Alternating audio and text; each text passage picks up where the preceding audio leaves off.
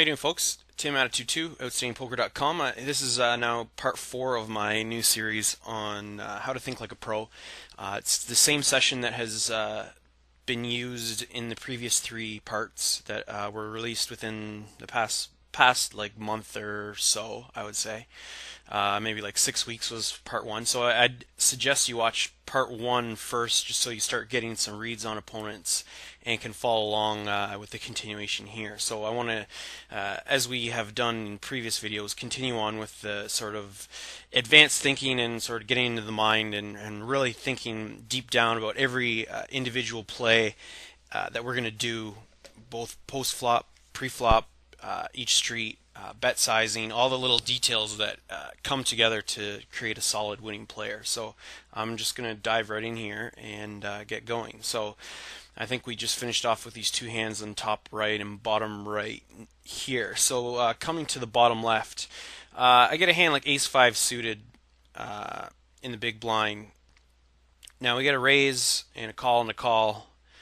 Raise from a guy who's Zico.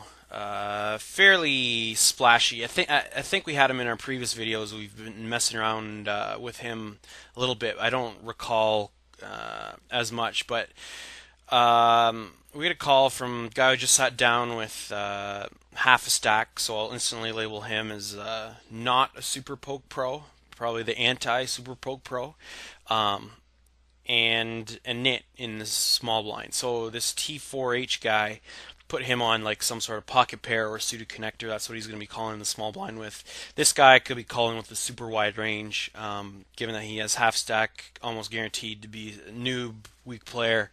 Zico, I mean, we only have 30 hands on him, so I don't know too much except that he's been splashed around a little bit. So I think I can definitely call here.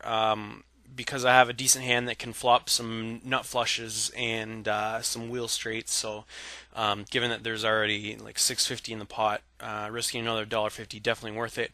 Now, had these 2 guys folded instead and we get a raise from Zico, I definitely either fold or potentially 3-bet. Definitely not a hand you want to be calling out of position to a single raise, Brett. But given that there's 2 callers, I can definitely call now and just see a flop and see what happens. So gonna continue on there. Bottom right, 7-5 offsuit.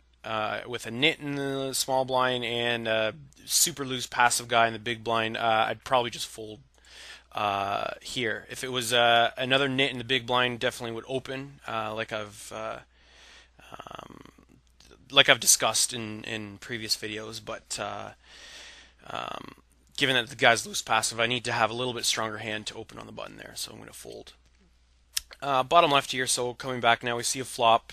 Definitely don't want to lead into the pre-flop raiser 4-way, given that I have some showdown value, but I don't want to bloat the pot, so going to exercise some pot control here and hope to get to showdown. Now, it checks through, so I don't mind betting for value now. I think head, the only guy I would be concerned about at this point on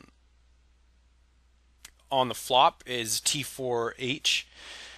Because he might have been going for a check raise, checking to the pre-flop raiser. Chances are he wouldn't lead out with the strong hand. I mean, if he's a really